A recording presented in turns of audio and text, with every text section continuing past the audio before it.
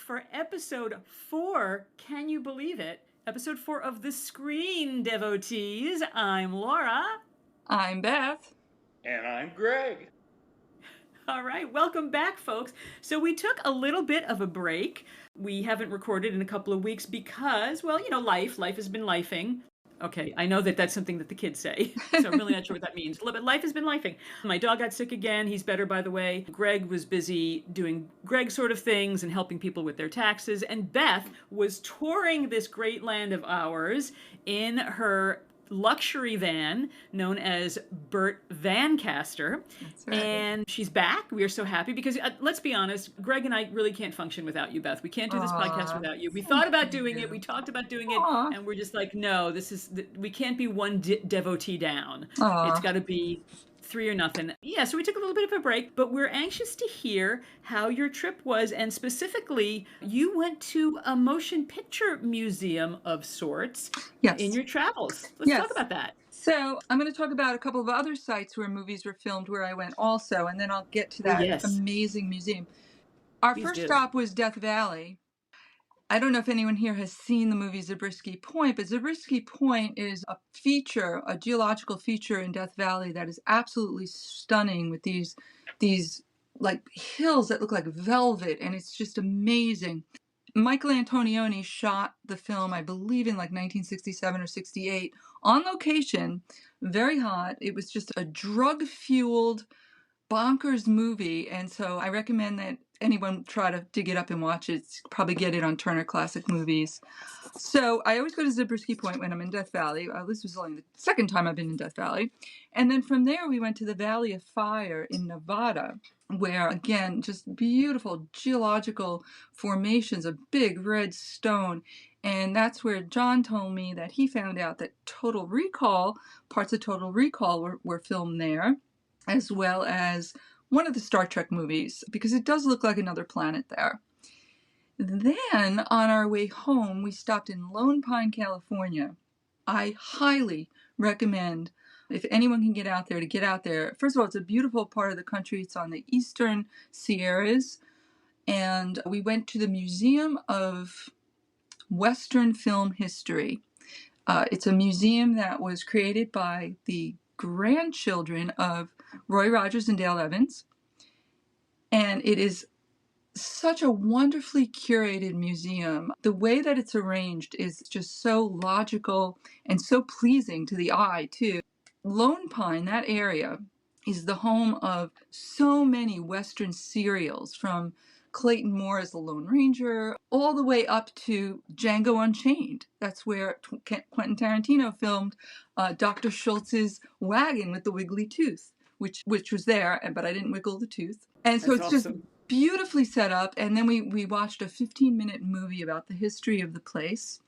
And from there, we went on a little ride. The Alabama Hills is a section in Lone Pine where they filmed all of these great TV serials and Western movies. High Sierra was filmed up there. Beautiful drive up into the hills, absolutely gorgeous. And we stopped to explore one part of it where Gunga Din was filmed in 1938, released in 1939. And we had read that they had 1,000 extras there. And they had built a tent city in this meadow right by these rocks. And, just standing there and then seeing a plaque that talked about Cary Grant and Douglas Fairbanks Jr., who were in it, and Sam Jaffe. You just feel that history of the place. And it's not a crowded area, so I really highly recommend get to Lone Pine, California. It's in the Eastern Sierras. Go to the museum. It's free. They ask for a donation. They do say a suggested donation of $8. Totally worth it. We were in the museum for about an hour and a half, just looking at all these wonderfully curated exhibits that go from TV serials, from silent movies actually, all the way up to like Tremors, the movie Tremors, and Django Unchained, like I said. So highly recommend. Loved it. I love that part of my trip in Burt Vancaster was kind of a movie location trip. That is so cool. Definitely. I love that. I didn't even know about that. I didn't know about this place, and it just seems so fascinating. We know that often, filmmakers will film in and around the United States in places that are intended to look like far off places. Right. But it's just really amazing that so much was filmed there, and that it was as actively used in the golden age of Hollywood as it is today. Like they're still filming stuff there. I wonder if that particular county, I don't know what county the Eastern Sierras is in, but I wonder if they have a discount that they give to filmmakers, like if it's cheaper to get permits to film there than it is in other places. I hope so. I certainly hope so, because I'm sure they get a lot of revenue from the film crews that are there. Oh yeah, and they have since the silent era. There was, I think, one rancher there who supplied like all of his horses and his livestock for these serials and for these movies. And it seemed like it was like a whole community effort when the film crews would come out there. The whole community would come out. So chances are when you're watching a Western that has a lot of extras, those are residents of Lone Pine. Yeah, they're locals. Yeah. Wow. I mean, I'm sure it was just a great boost financially to that area, because there's not a lot going on. Really, that is really, really cool. That's so cool that you got to, I mean, was that your intention on this trip, to visit those specific locations? No, we just wanted to get down. We just wanted to get down south, go to Death Valley. I heard that Valley of Fire in Nevada was very nice. And then we couldn't get over the Sierras because every pass was closed because of snow. So we ended up in Lone Pine. I had been there before briefly, so I knew that it had a little bit of film history to it, but I hadn't been to the museum before. So we decided to spend a day there. And there's only one campground there that we stayed at, which was pretty nice. And it's a small, real small town, just one little main street, but this beautiful museum. So it's a real treat. It's a gem. It really is. Well, I'll have to check it out. I go up to visit my friend in Bishop. I'll have to go see. I would love to go see it. You make it sound so cool, and it was the history and the fact that it's so cheap. Yes, I love that. Free is free. I mean, of course, I'm happy to give a donation, but you don't find many things like that are free. I'll tell you what, the Academy Museum here in Los Angeles is not free. I bet. Not even close. Yeah. But that's okay. It's LA. What do you expect? If you're ever talking about Western film history, I didn't realize, a couple of years ago, I was seeing a friend of mine in a play up in Santa Clarita, which is, so it's a little bit north, and in the town, not in Santa Clarita proper, but in one of the neighboring towns, they have like a Hollywood Walk of Fame, but it's a Western Walk of Fame. So it's really, really cool, and something that you should see. I'll have to find the name of the town. I'm going to put all this, I was writing this down while you were talking, Beth. I'm going to put all this stuff about Zabriskie Point and Lone Pine in our show notes so that listeners can visit these places on their own.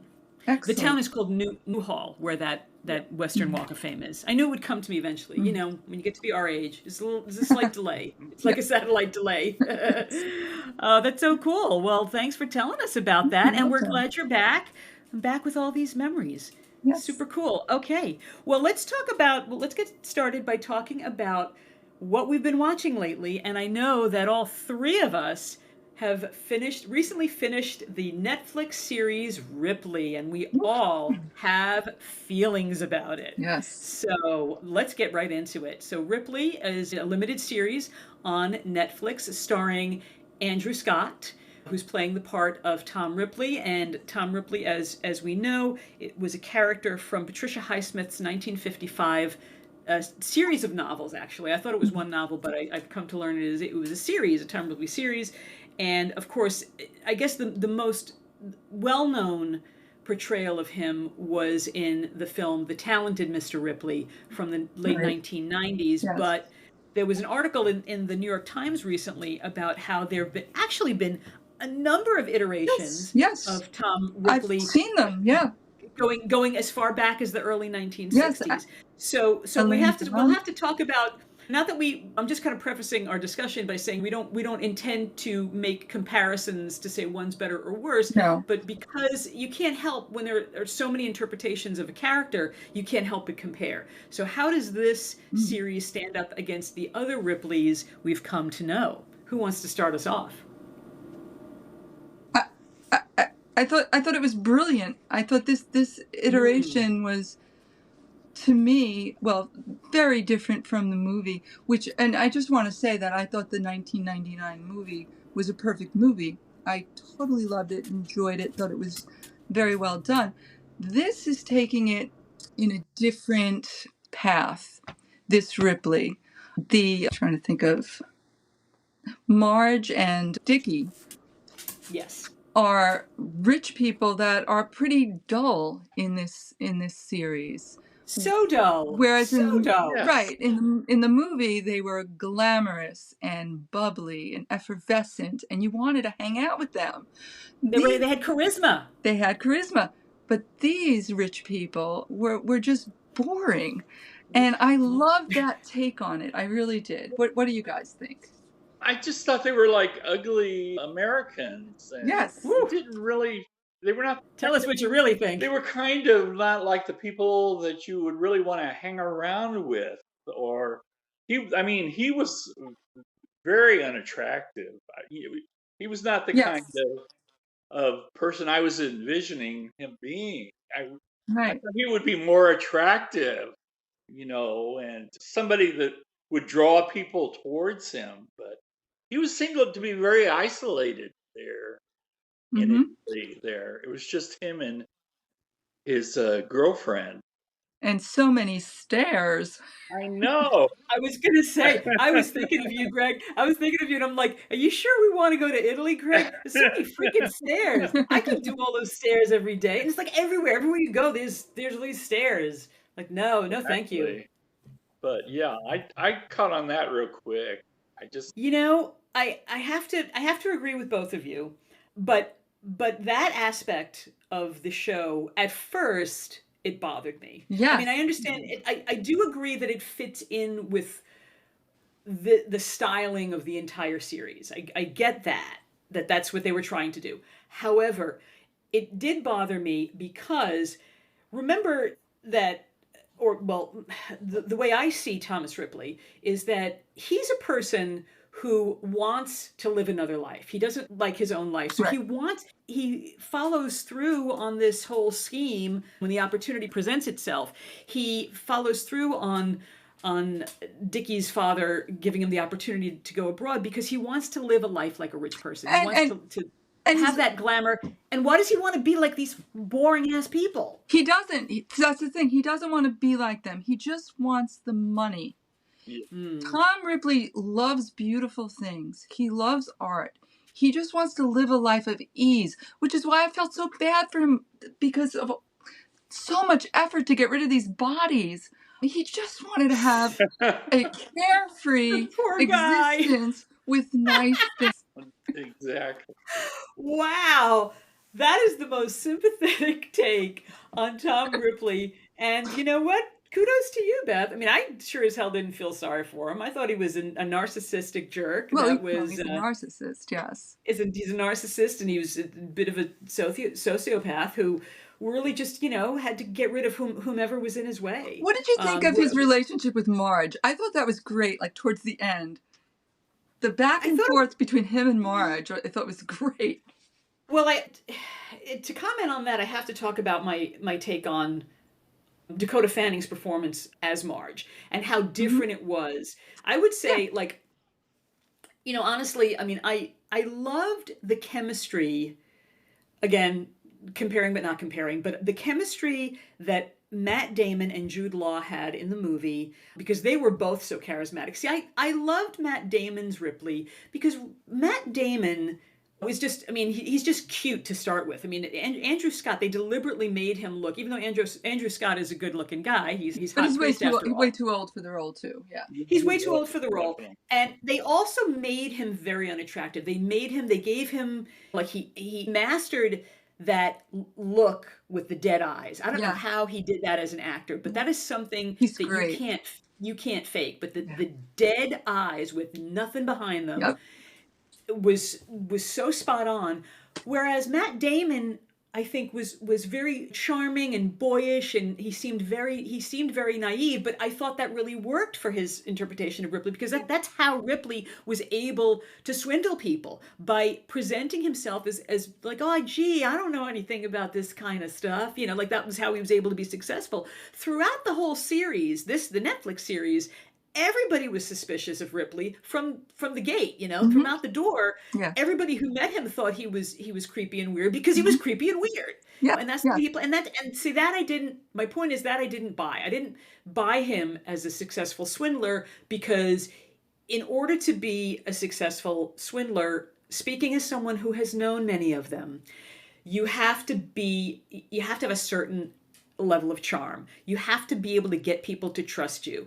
And that I didn't buy. I didn't buy that they had any chemistry at all. Like Johnny Flynn, the actor who played Dickie, Johnny Flynn and Andrew Scott had no chemistry, or the way they played the parts, there was no chemistry between them. Because they weren't going for the homoeroticism with them, which they did with Jude Law and Matt Damon. They did. Yes, they did. They played it up. They did play it up, which also really isn't part of the story. So I'm told. I haven't read the book, but I'm told that that's really, it's not part of the story. But like, I didn't even believe a friendship between them. Like, how the hell was he able to pull off staying with Dickie all those months? Because Dickie was bored. He was a bored. They weren't even friends. They weren't even friendly with each other. They had like a terrible relationship. Right. I think Dickie was just bored. Well, he was bored because Marge was boring. Okay, so let's talk a little bit about Dakota Fanning. Now, here's the thing. Now, Dakota Fanning, I liked Dakota, even though Dakota Fanning, look, she's not my favorite actress. She is what she is. But I liked her portrayal of Marge much more than Gwyneth Paltrow. Yes, me too. Much more, because Gwyneth Paltrow she just had no depth whatsoever. Whereas I really felt bad for Dakota Fanning's Marge. I felt like from the beginning, because in the movie, she trusted Tom right away. She befriended Tom. She liked Tom more than Dickie did, and was like, "Oh, Tom, join us. Tom, come with us." Whereas Dakota Fanning's character was like, something's off with this guy.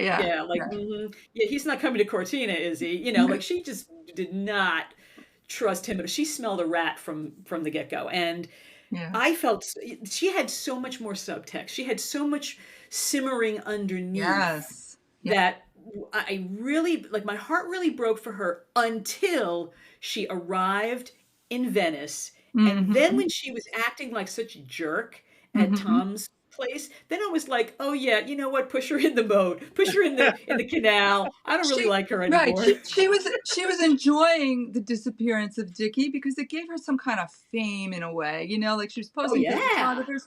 And the thing with Marge and Dickie is that, they were boring, they were dull, they were also not talented. She wasn't a good writer. He wasn't a good painter.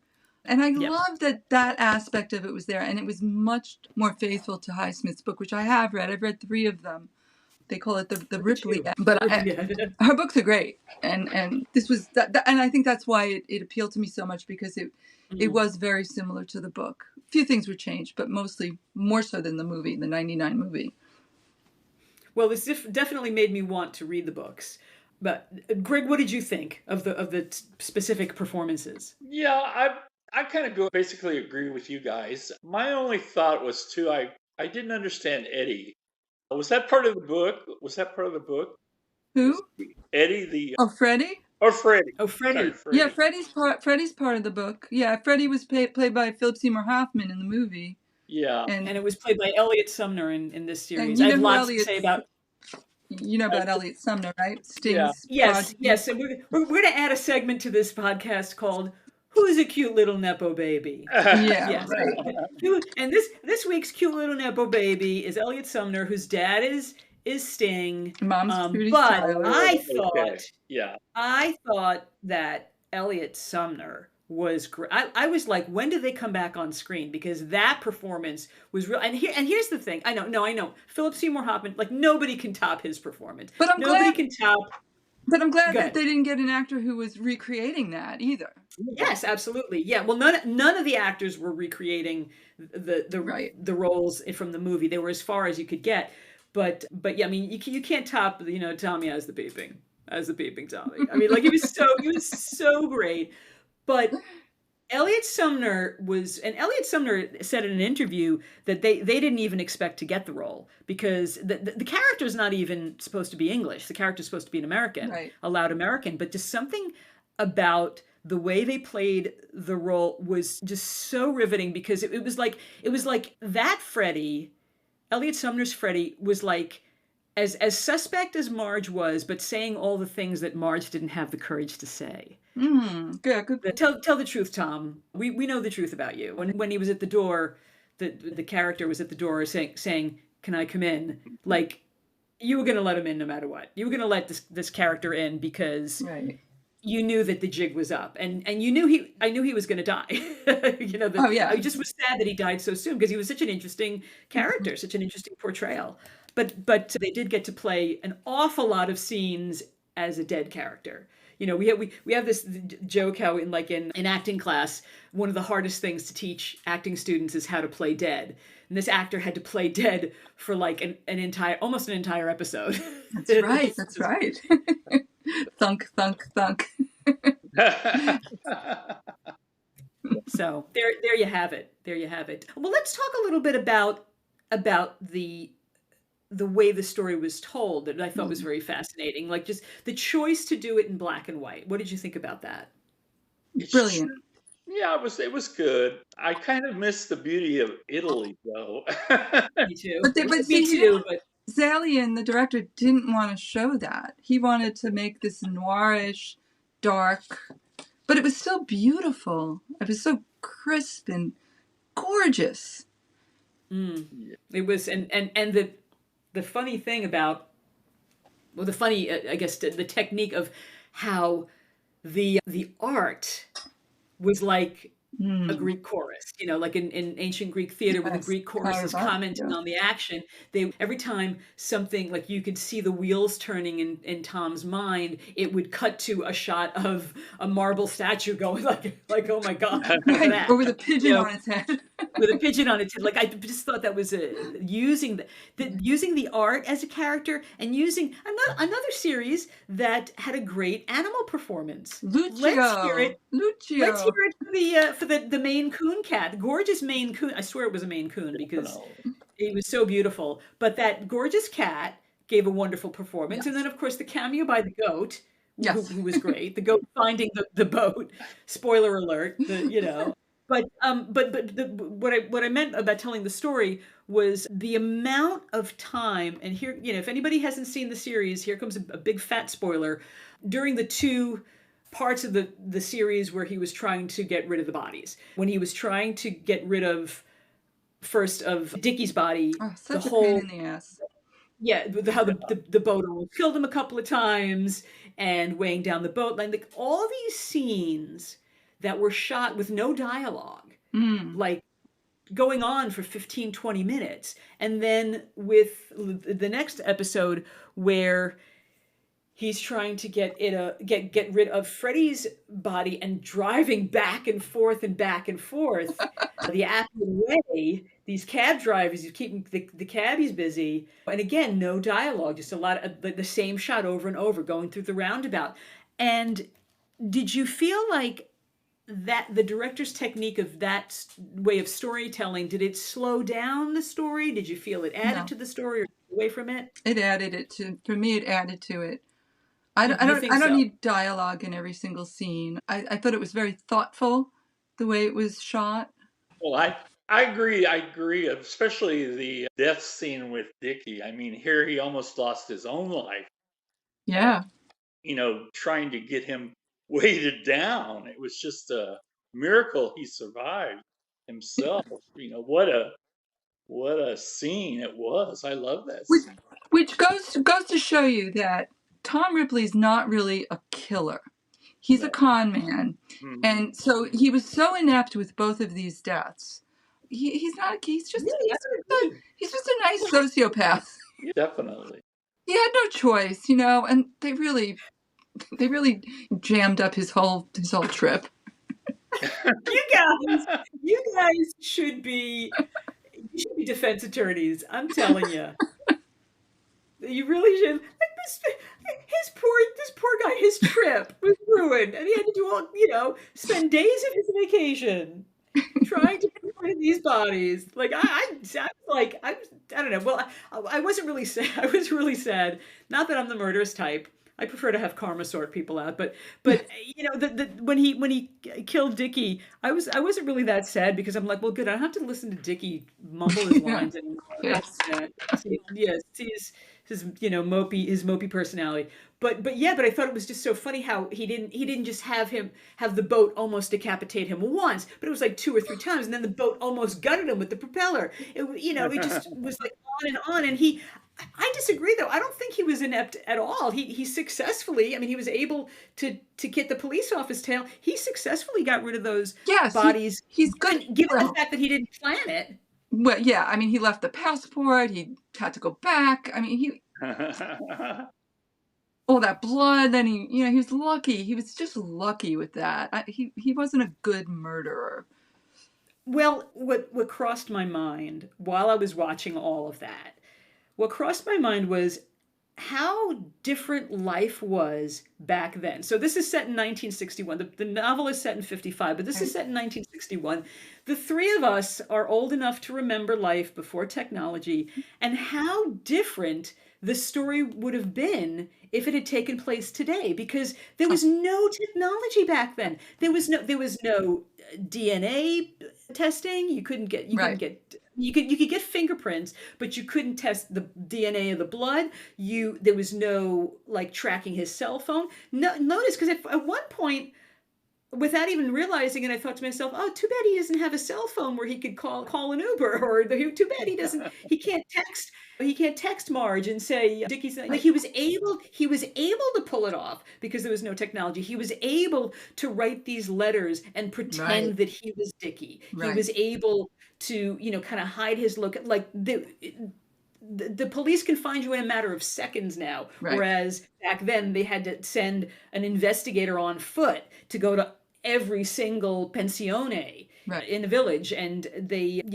couldn't track his cell signal. They could today they just be like, oh, let's just pull up his Instagram, and you can see what Dickie actually looked like, so that Tom couldn't get away with pretending to be Dickie. Exactly. Like, it doesn't say he's in Rome, so it just blows my mind how you were able to get away with things back then, and how today we really do give away so much of our privacy. Not that any of us are like, oh shucks, I can't commit a murder now, it's going to be so much harder. But just the fact that but how like we willingly give away so much of our privacy through technology. Mm-hmm. Yep. Yeah. It's just crazy to me. It blows my mind. If you're going to kill somebody, leave your cell phone at home. But then people think that's weird. People, right? Isn't it true? Like whenever you meet somebody and they say, "Oh, I don't have a social media presence," they're like, "Why? Why don't you?" Like my husband. Yeah. Well, but I think people of a certain generation can get away with it. Yeah. But today, no, I'm glad he's not. Yeah. Yeah. I mean, people. Anyway, yeah. So that was just it's so weird to see how you tell a story without there being technology. Yeah. Yeah. Fascinating. And I'd love to know how, a kid today would view this, if they would think it was ridiculous or if they would buy it. It's funny because today, I mean, a lot of movies and a lot of TV shows that take place in other time periods when there wasn't this kind of technology are very popular. They seem to do well. Nobody like I'll give you an example. Like I recently saw the film version of the musical version of Mean Girls, right?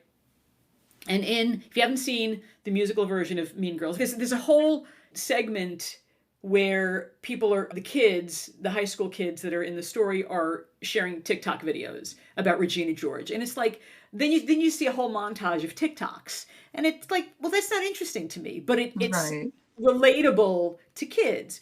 Whereas, just to, I think, a wider audience, to see a story being told without TikTok videos and Instagram stories and Facebook posts is much more interesting because it's harder to tell. Right. It's harder to tell that kind of story because that's the reality we live in. We want to hear stories about people who don't live in our reality. Good That's point. my theory, anyway. Yeah, good point. I wonder who did the paintings, like the Dickie paintings that are supposed to be so bad. Yes, so I know who did the paintings. I read in an interview with Steve Zalian, I think his first name Steve, and he was talking about that. There was one woman in Italy that they found. She did all the paintings. Ooh. Dickie's bad paintings as well as the Caravaggios. Oh, she did? Yes. And I'd like to talk about the Caravaggio for a second. Yes, please do. This was something that I really loved that they included. And this wasn't really in the book. In the book, he does love art. But I love that they chose Caravaggio, basically because of Caravaggio's background, who also murdered someone and was hunted down. But also because Caravaggio did a lot of self-portraits. And I love that scene when they're talking about the David and Goliath. And I just think that Tom, in a way, would think that his impersonation of Dickie was kind of along similar lines, where he was both the artist and the subject. You know what I mean?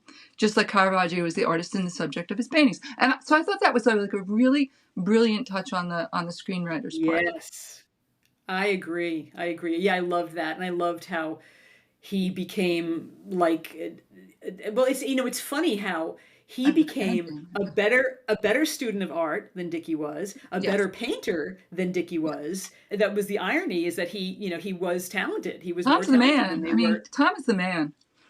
Tom was great, and like he went around and sought out all of the Caravaggios he could find. That's right, and then Marge had to spill wine on his book purposely. That's it. Wow. Shame on her. That's the word. I loved how much he hated her. But he hit it so well. But he didn't kill her. I really thought he was going to do it. I really thought he was going to send her swimming. But only if he has to. Only if he has to will he kill someone. Yeah. That's my. The rule of three. I thought she was going to be number 3, but no. I guess just the two, just the guys. Yeah, it was good. I mean, it grew on me. The first couple of episodes, I kind of like rebelled against the major differences, but the artistry of the series really did. I started to appreciate it as it went on, and really, really loved it by the end. And of course, it made me all the more interested in going to Italy, not to climb stairs, but to just to see the beauty of Italy and to see some real Caravaggios. My painting teacher, who passed away last year, he was a huge fan of Caravaggio, and he made me study his paintings. And it's like, yeah, I mean, Caravaggio really was a genius, but he was a very afflicted genius, which I guess Tom sees himself as Caravaggio, as the reincarnation of Caravaggio, a genius. Yep. So there you go. Anything you want to add as we close this conversation about Ripley? Well, I thought I love the actor who played Inspector. Was it Ravini? Was that his name? Ravini, yes, Ravini. He was great. He was fantastic. I just loved all of his interactions with everybody. I loved when he took out his little pad, and the sound quality was so good. You always heard that little click, click, click, click of the yeah, exactly. Yes. He opened it up and clicked his pen. What else? What did you guys think of Tom Ripley's his Teen Wolf disguise?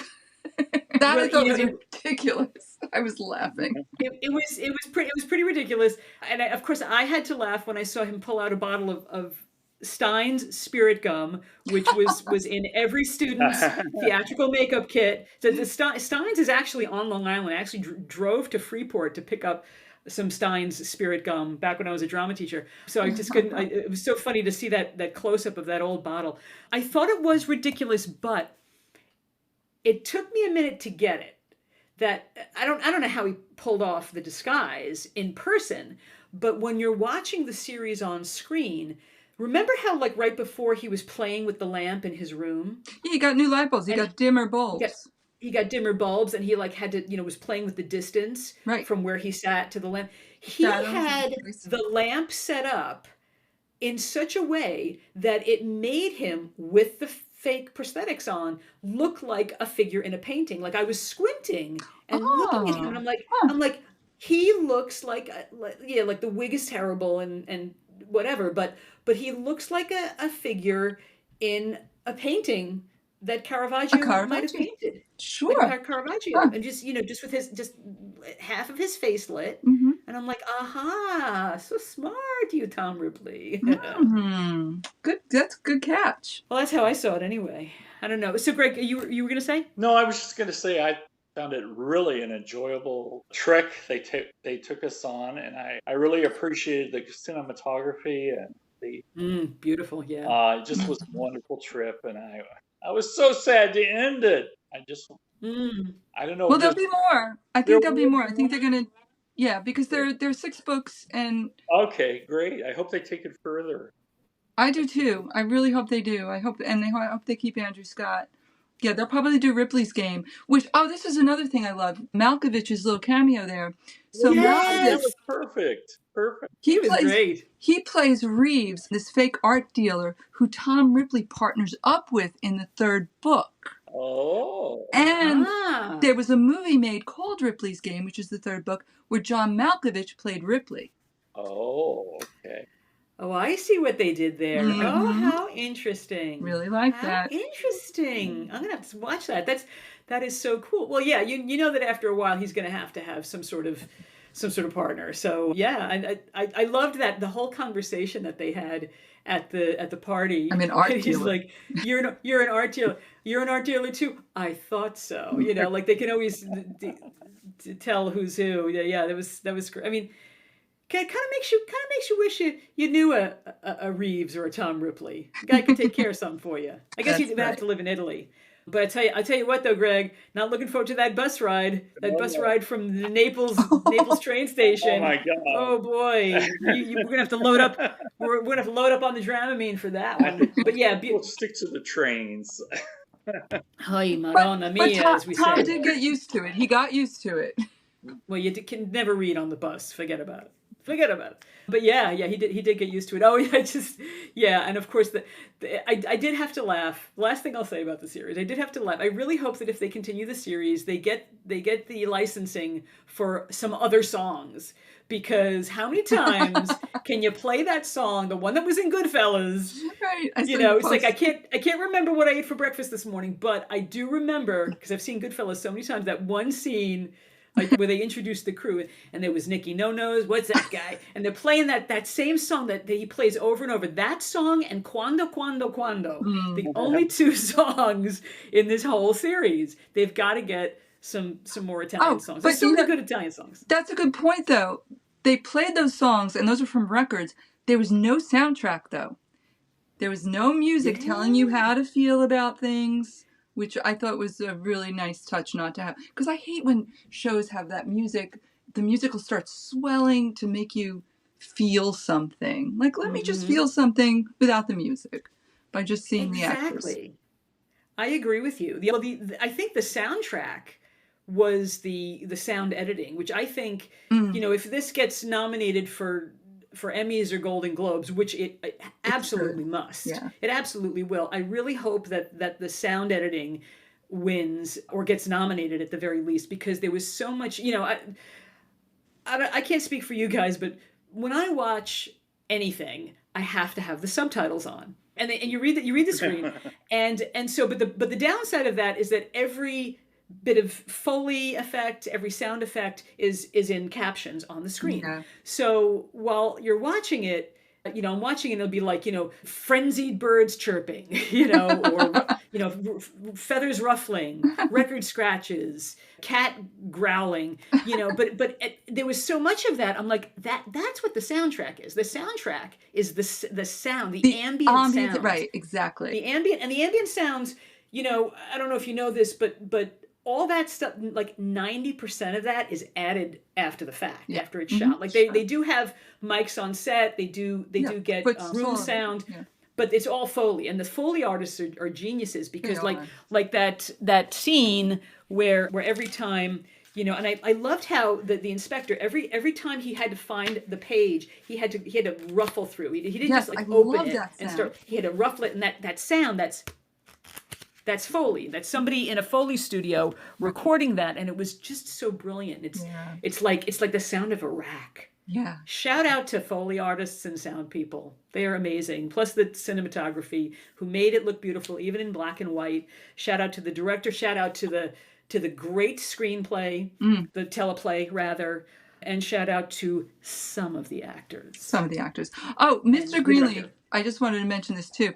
So Kenneth Lonergan plays Mr. Kenneth Greenleaf. Lonergan. I know, the playwright. And do you know who he's married to? Remind me? He's married to J. Smith Cameron, Jerry from Succession.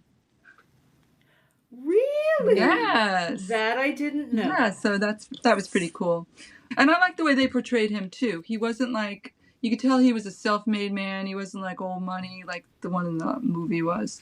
So he was, and he was sort of more a little gruff. He was just subtle enough. That was sort of a blank slate, which is good. And you can also kind of see where Dickie gets his sort of boringness from. Yes, his kind of boring dad. Nice guy, nice guy, but a boring dad. Yeah, and that's. I think that's all.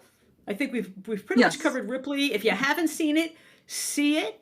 Block out the time. It's really good. It's quite an interesting piece. I'll tell you, it's different from many of the things I've seen recently, which makes me want to do sort of a clumsy segue into a series that we didn't get to talk about last time. We're going to talk about it briefly. A show so bad that I struggle to remember the name. Apples Never Fall. Apples Never. You sure that's the name of it? That's the name of it, and it had such great actors in it. That's why I watched it. They were wasted. And totally wasted. And I think it was written by the same woman who wrote Big Little Lies, which was so popular. The Nicole Kidman, I forget who else was in it. What's his name? Skarsgård. Alexander Skarsgård. Anyway, it was just such a tedious chore to get through. No one was likable. No one. Poor Sam Neill looked like he wanted to be anywhere else but there. Sam Neill, who looked very pained in this series throughout, pained partly because of his rotten kids, and the fact that everyone thought he was a murderer, but pained also because I didn't realize poor Sam Neill is a cancer survivor who is still struggling with the illness. So if he doesn't look well, it's because he's not well. But good for him. Good for him that he wanted to play this role, and I really give him props for that. And that may be one of the reasons why it was filmed in Australia, which it was. So this was supposed to be Florida, but it was Australia. But I guess they still managed to make the weather work for the series. So here's a series. We'd mentioned in previous podcast episodes how much we enjoy watching shows and movies where the rich are skewered, the poor, horrible rich people. So we kind of get a schadenfreude out of watching these the suffering wealthy. And this was no exception. But you can't really pull off a story like this successfely if you don't have someone you can feel a little bit sorry for. You have to have some empathy for them. Nobody saves the cat. The whole theory behind save the cat in a script is someone saves a cat, so it's like, oh, like you like Tom Ripley, for whatever reason, So no one saved the cat in this series. And let me tell you about the writing. I will go on the record, and if this person who wrote Big Little Lies or Pretty Little Liars or Lies wants to sue me, have at it. You ain't gonna get nothing. You're gonna get blood from a rock. I don't think that the script was written by a human being. I think this is the first of many shows we're gonna see. The first I have noticed. I'm sure there have been others, but this is the first major series that I am almost willing to bet was written largely by ChatGPT or some other AI engine. Because let's remember that explains it. And I'm not saying this to be catty or mean. Let's remember that the writer's strike went on for 18 months or 16 months, whatever it was, and shows were still trying to produce TV. And I think what happened was they took some maybe incomplete scripts and had them fleshed out by ChatGPT, or they maybe had Chat GPT write the skeleton and maybe brought in some writers to doctor him up a little bit, but there was so much about the dialogue that just sounded so fake, you know. And the reason I feel this way is because, well, not because it was just simply bad, but like this is the exact kind of dialogue it gives you. If you go into any Bard AI language models and you put in, you know, the outline of a story, say, give me a screenplay where a wealthy family, blah, blah, blah, blah, blah, they give you these lines like, what do you think happened to mom? Where do you think mom is? You don't think I saw her in a divorce lawyer's office? Oh no, were mom and dad having problems? Mom was buying it. Like these, like absolute no depth to them. Yeah. It was just god awful. Just dreck. And predictable. Yeah. So predictable. Yeah. Oh yeah. Like I had to see it through to the end. Yeah, we did because too. I just had to, you know, I don't know. What'd you think? I hated it. It sucks. It was the worst kind of dreck. And I love Sam Neill.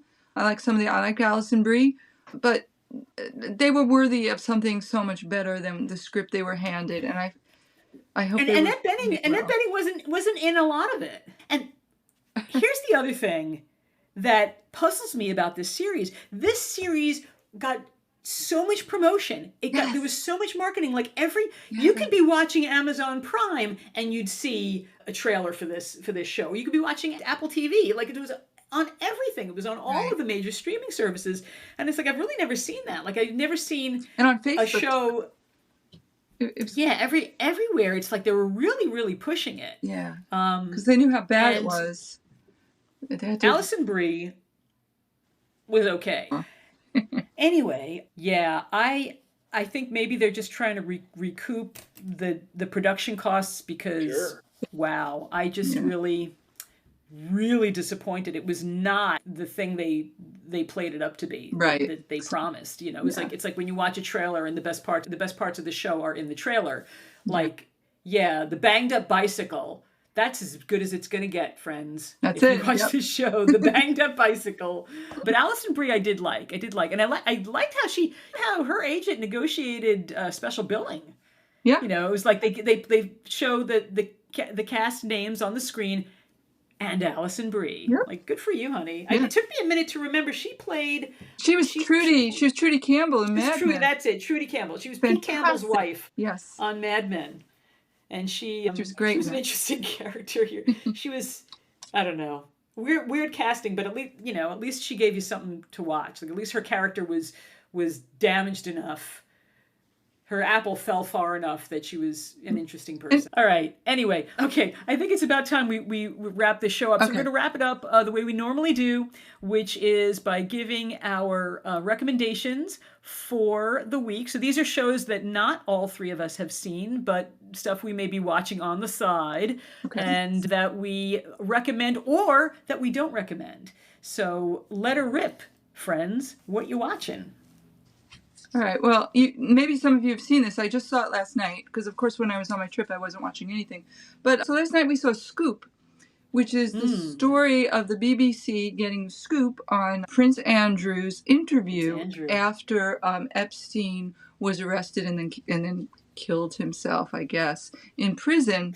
I thought it was great. The actors were wonderful. So we had Gillian Anderson played the BBC reporter. I forget who. So good. So good. And Billie Piper played the booking agent for the BBC. And she's the one that really got the ball rolling to get the palace to get this interview. What I loved about it, I love that it came out at this time when we had that whole controversy with Kate, with Princess Kate, and how the palace handled her out of the spotlight for a while because she was in the hospital and had cancer, and how they are so clueless. The people that they have running the firm, as it is in Buckingham Palace, they're not smart people, and they have no clue about public perception. So when they let Andrew give this interview, what were they thinking? And that's all I'm going to say. Go see it. It's great. We all know at the interview and how he said he doesn't sweat because he has a condition. but it shows you how journalism, dogged journalism works. Here was this underdog booking agent who no one really took seriously because she was getting, celebrities on and they wanted hard news. But she got the press agent, she got Andrew's press agent to meet with her and talk to her. And the press agent, played by Doc Keely Hawk. Anyway, she's fantastic too. She's married to Matthew McFadden, which I love. But anyway, it just shows you how those royals and the people who work for them are not like any other people. They're really stupid and they're very sheltered and they have no self-awareness. Wow. Well, I that story, I haven't seen it, but that story appeals to me because I love stories about see, it just drives home the importance of the fourth estate. Like journalism is like the last true voice. The last voice you can, and even that's starting to change because journalism is starting to change with all the layoffs at all the major newspapers, and just underscores the value of real journalism. I guess maybe it's because the palace has to find people that they can trust, that are loyal enough to not turn their backs on them. And they're usually people that are of their social station. They're usually titled people themselves, lords and ladies themselves, because they don't want outsiders. In fact, the only outsider that was working in the palace at that time, no one was listening to him and he quit. He was like, this is a bad idea. Well, they quit before they fired him. Did you see it, Greg? I saw that film too, and I'd really like for us to take that film on for one of our chats. We do, but I have to see it. Yeah, you have to see it once we've. Yeah, little old me hasn't seen it. Yeah, and there's one film I'd like for us to see as a group before we talk about it is Baby Reindeer too. Yes. Ooh, I saw that. Excellent. That's not the film I wanted to talk about, but I wanted three of us to see it. On my list, sure. Okay, I'm in a documentary frame of mind this week. I've seen three good ones on Max. The first one I saw was The Truth versus Alex Jones. Alex Jones, of course, is that windbag talker from the right wing who said that Sandy Hook didn't exist. It was a hoax and made up. And the parents of Sandy Hook took him to court. And this is basically the film about that event and the stress the parents went through from him saying that. And the problem is that like 21% of the U.S. citizens believe that Sandy Hook is a hoax. And it's so crazy. Yeah, and fuck them all. I know, but it's a very powerful thing to watch, and I was crying through part of it. Yeah, I don't know if I could watch that, honestly. But it takes him down and shows why he did it, and it goes through everything. It's really, really a takedown on Alex Jones. And that's on Cinemax? Yeah, it's on Max, yeah. It's called The Truth versus Alex Jones. Another one, they're doing a great doc on Synanon, the cult. Really good about that. It's continuing. And then there's a fashion documentary on younger girls. I forget the first part of it, but it's Hellville. It's about fast fashion for younger girls. Oh, wow. That is disturbing. If this is... Yeah, Brandy Melville, right? Yeah. It's really disturbing. I guess I don't know from my side. I've never seen what the hell our fashion is doing to our young girls. But my God, this is crazy. It's just insanity. But it's a good thing to watch just for what the fashion is doing to our environment and to our younger girls. It's crazy. Ugh. But those were what is it doing? I know how fast fashion is bad for the environment, and it uses a lot of child labor in other countries and exploits people who make it. How does it affect the girls in this country who are buying it? What they have is they say they're a store that has one size fits all, but one size is like anorexia to the most. Okay, yeah. And then there's all these size girls that can never fit into this one size. Yeah. So it's just horrendous for young girls to, they're showing all these young girls trying to get into these wow. clothes that everybody it promotes eating disorders. Yes, exactly. It's the worst. It's a very tough time to be a young woman. I mean, it's never easy to be a young, as I said before, it's never easy to be a young woman, but now it's worse than ever because of social media, because everywhere these kids look, they're encouraging each other they're comparing themselves to each other, they're comparing themselves to models, they're encouraging each other to participate in self-harming activities like eating disorders, and it's being normalized, and it's really, really rough. Taking pictures of these young girls in the fashion in the stores and stuff, and it's kind of like creepy that the movie's doing it too. It's kind of disgusting edge to it too. So. Well, I'll tell you something, Greg. I'm with Beth. Some of the stuff that's a little bit on the heavy side, I don't know if I have the bandwidth for at this moment. But I'm so grateful that you're watching these for us, and I love a good documentary. Don't get me wrong. I just have to be like in the right frame of mind. But like I can't even watch Dateline anymore. It's just it makes me too sad. I much prefer fictional sociopaths than real ones. Yeah, but those do sound like good recommendations, and thank you for bringing them. I think I might watch the Synanon one just because cultism has a lot to do with the screenplay I'm working on, and that's all I'm going to say. I'm not going to give away any spoilers about the screenplay I've been working on, but it's about cult. Anyway, so maybe that Synanon might be good research. Well, my recommendations are the total opposite end of the spectrum from stuff like that. They're very lighthearted, fluffy, just silliness. I have two recommendations. Well, no, one's really not a recommendation, but I will say very quickly, I did see the movie Irish Wish. I had to. I had to watch it because Lindsay Lohan was in it. And of course, got to support my girl, Lilo, my Long Islander. And I have to say, she looks great. Yeah. She's doing her best. Like, she's really come around. Like, she's had a journey. And she was adorable. But again, this is a screenplay I would be willing to bet my paycheck was written at least in part by ChatGPT. It's so like every single trope, every rom-com trope, down to the excuse me, that's my suitcase. No, it's not. It's mine. It's mine. It's mine. It's mine. Bursts open. Like, how many times can you see that in a rom-com? It's there. And I'm thinking to myself when I was watching this movie, it takes place in Ireland, which is another reason why I had to watch it. Of course, gorgeous shots of Ireland in brilliant color. And thinking they must have taken 6 months to film this because there's no way they could have gotten that many sunny day shots of Ireland without the rain. Because every single shot, it was gorgeous out Ireland. But it was cute. I mean, it was cute. But that's like, it was very much a Hallmark rom-com. So don't, if you don't ever see it, you'll be okay. You'll survive. A little different from that movie.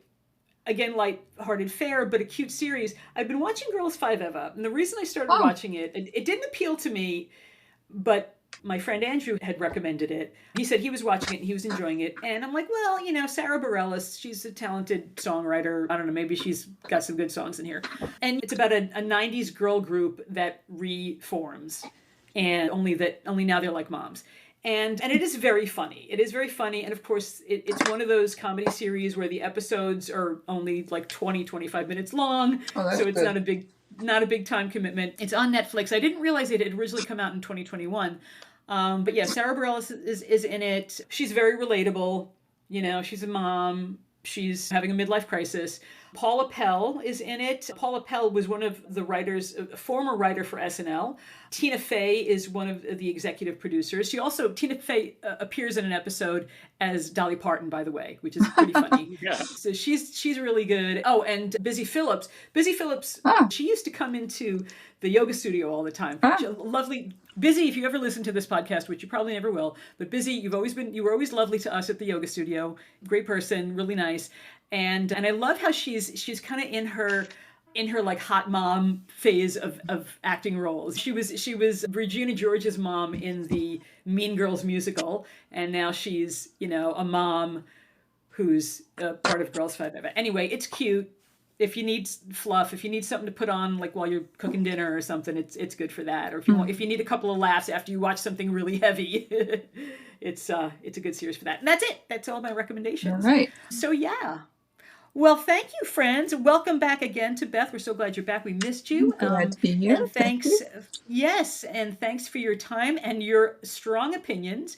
And for listeners, I will put in the show notes those locations that Beth mentioned, and of course, all the shows we talked about during tonight's broadcast. We should go live one of these days. Speaking of broadcasts, of course this is pre-recorded, but one of these days we should go live so we could have some people listen in and do like a little live chat. I think that'll be fun. What do you think?